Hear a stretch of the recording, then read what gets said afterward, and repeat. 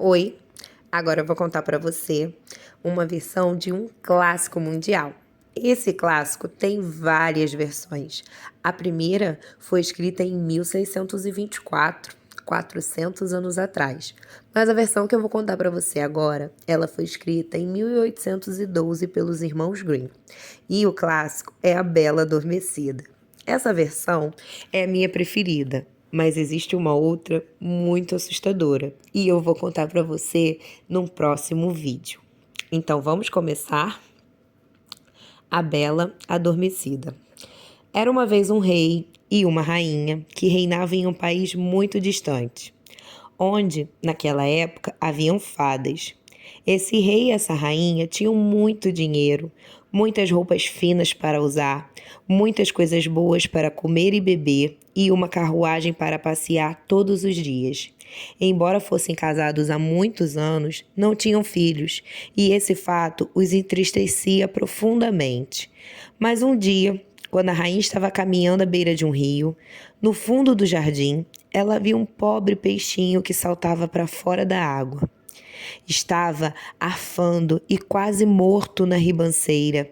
A rainha se apiedou do peixinho e jogou de volta no rio. E antes de nadar para longe, o animalzinho ergueu a cabeça da água e disse: Sei qual é o seu desejo e ele será realizado. Em retribuição por sua bondade comigo, logo terá uma filha. As palavras do peixe logo se concretizaram e a rainha teve uma menininha tão linda que o rei não conseguia parar de olhar para ela. Todo alegre, disse que daria um grandioso banquete e uma festa para mostrar a criança para todo o reino. Então, ele convidou seus familiares, nobres, amigos e vizinhos, e a rainha disse: Também convidarei as fadas, pois elas podem ser bondosas e gentis com a nossa pequena. Havia 13 fadas no reino, porém, o rei e a rainha apenas tinham 12 pratos de ouro para lhes servir o banquete. Eles, então, foram forçados a desconsiderar uma fada, sem nem sequer convidá-la.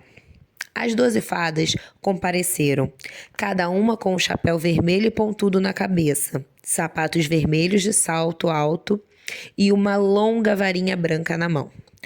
E depois do banquete havia terminado, elas se reuniram em um círculo e deram seus melhores presentes à princesa. Uma lhe deu bondade, a outra beleza, outra riqueza e assim por diante, até que a menininha ter tudo o que havia de bom no mundo. Quando a 11ª tinha acabado de abençoá-la, um grande estrondo foi ouvido no pátio e chegou a notícia de que a 13ª fada havia aparecido, com um chapéu preto na cabeça, sapatos pretos nos pés e uma vassoura na mão. E logo em seguida ela entrou no salão. Como não tinha sido convidada para o banquete, estava muito zangada e reprimiu o rei e a rainha severamente. E procedeu com sua vingança. Ela gritou: A filha do rei será, em seu 15º ano de vida, ferida por uma roca e morrerá.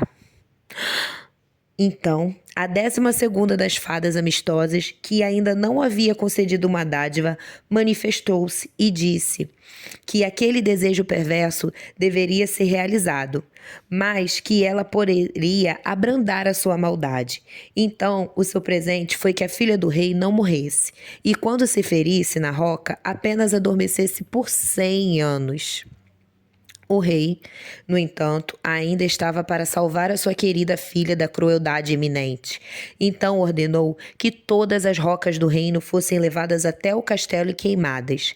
E todas as dádivas concedidas pelas primeiras 11 fadas foram concretizadas durante o tempo. Pois a princesa era tão bela, educada, bondosa, sábia, que todos que a conheciam a amavam muito. Aconteceu que, no exato dia em que ela completou 15 anos de vida, o rei e a rainha não estavam em casa e a jovem ficou sozinha no palácio. Ela ficou perambulando pelo castelo, bisbilhotando todos os cômodos e recintos, até finalmente chegar a uma torre antiga, para a qual havia uma escadaria muito estreita, que terminava em uma portinhola. Na portinhola havia uma chave dourada, e quando a princesa girou, a porta se abriu. Lá dentro havia uma velha senhora, trabalhando avidamente na sua roca de fiar. Minha nossa, disse a princesa, o que a senhora está fazendo aqui? Fiando, respondeu a velha, sacudindo a cabeça e cantarolando uma canção enquanto a roda rodava. Nhec, nhec, nhec. Como é linda a maneira como essa peça gira, exclamou a princesa, pegando na roca e tentando manuseá-la. Mas ela mal tinha tocado na ferramenta quando a profecia da fada se cumpriu. O fuso a feriu e ela desabou inanimada no chão. Contudo, ela não estava morta, apenas tinha entrado em um estado de sono profundo.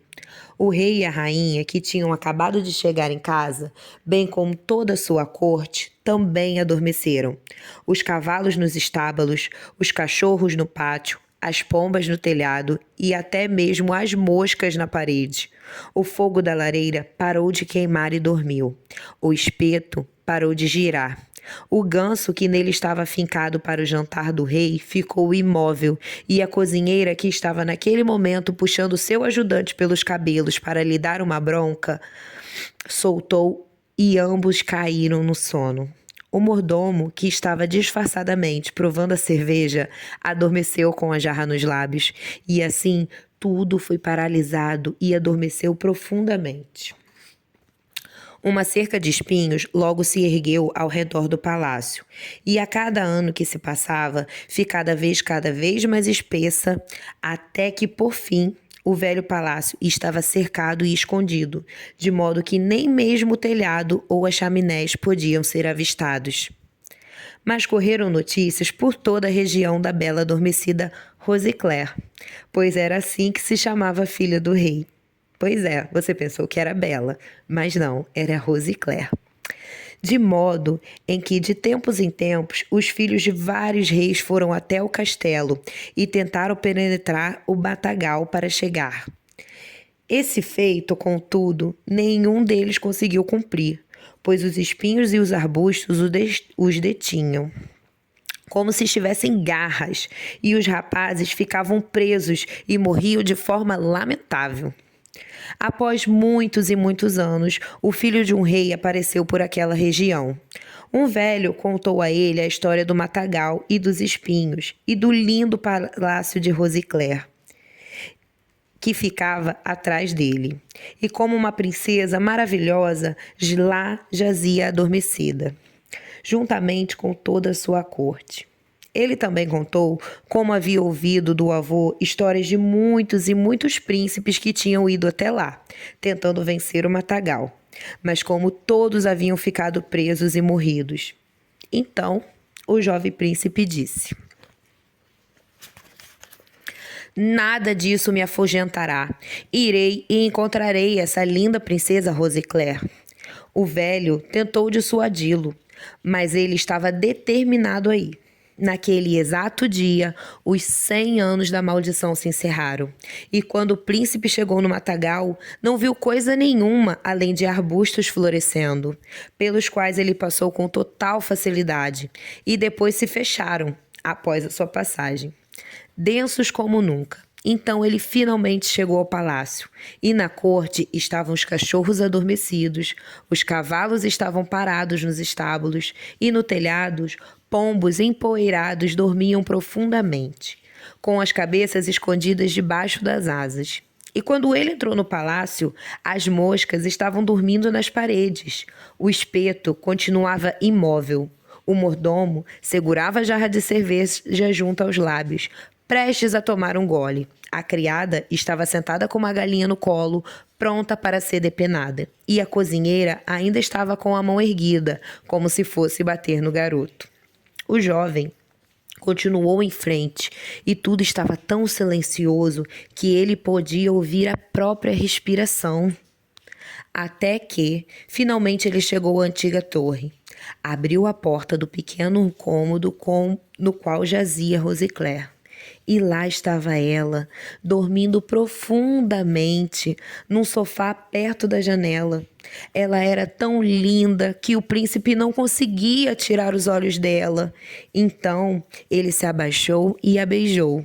Nesse momento em que ele a beijou, ela abriu os olhos e despertou, sorrindo para ele. Eles saíram juntos.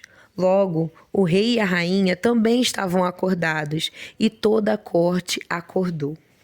Todos se entreolhavam admirados. Os cavalos se sacudiram, os cachorros saltitaram e latiram. As pombas tiraram a cabeça debaixo das asas e olharam em volta. Voaram para campos, as moscas na parede zumbiram novamente e o fogo na cozinha flamejou. O espeto voltou a girar com o ganso do jantar do rei cravado nele. O mordomo terminou seu gole na cerveja. A criada começou a depenar a galinha e a cozinheira deu bronca no garoto. Então, o príncipe e Rosicler se casaram, e o banquete de casamento foi dado. E eles assim viveram felizes por toda a sua vida. E assim termina essa versão dos Irmãos Grimm, da nossa história da Bela Adormecida. Como eu já disse, essa não é a única versão dessa história. E logo, logo trarei uma bem diferente, um pouco assustadora, mas você precisa conhecer.